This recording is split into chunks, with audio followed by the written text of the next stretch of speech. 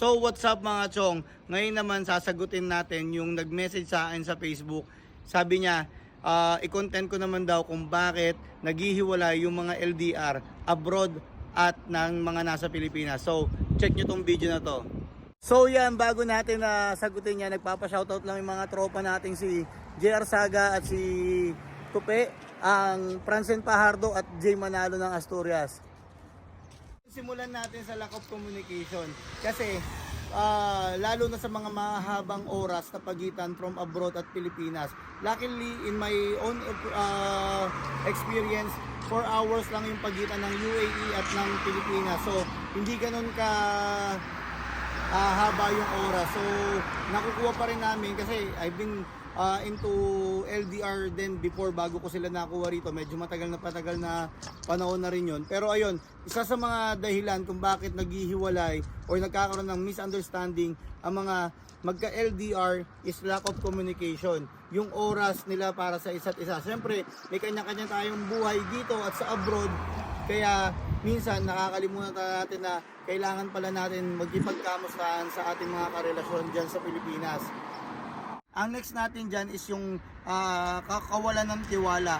Kasi syempre, bakit nawawalan ng tiwala yung mga mahal natin sa buhay? Kasi nga, nagkukulang na rin tayo sa communication. So, doon nandiyan na dumarating yung panahon na kung ano-ano yung mga iniisip natin sa bawat isa, kaya nawauubusan tayo o nawawalan tayo ng tiwala doon sa partner natin. So, ayun yung pangalawa.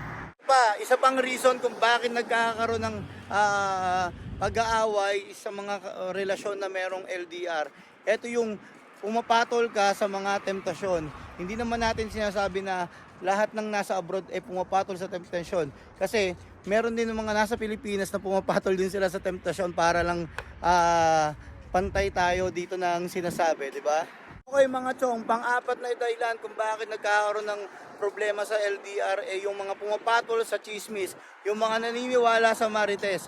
Sabihin na natin na karamihan ng mga kababaihan, sinasabi nila meron silang tawag dito, hinala at malakas ang hinala nila. Pero syempre yung mga paghihinala na yan, ginagatungan pa ng mga chismis yan. Kaya lalong nag-urge yung galit nung ibang tao at nagkakos ng paghihiwalay ng magkarelasyon na magkalayo. Panglima mga chong, lahat na lang pinagseselosan yan. Kasi syempre nga, magkalayo kayo.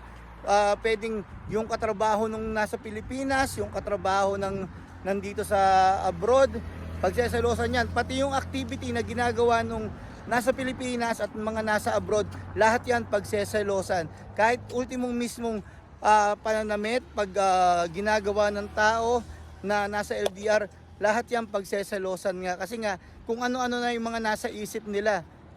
Kasi nga, wala na silang tiwala sa isa't isa. At hindi na rin sila nakakapag-communicate ng maayos kasi meron ng barrier.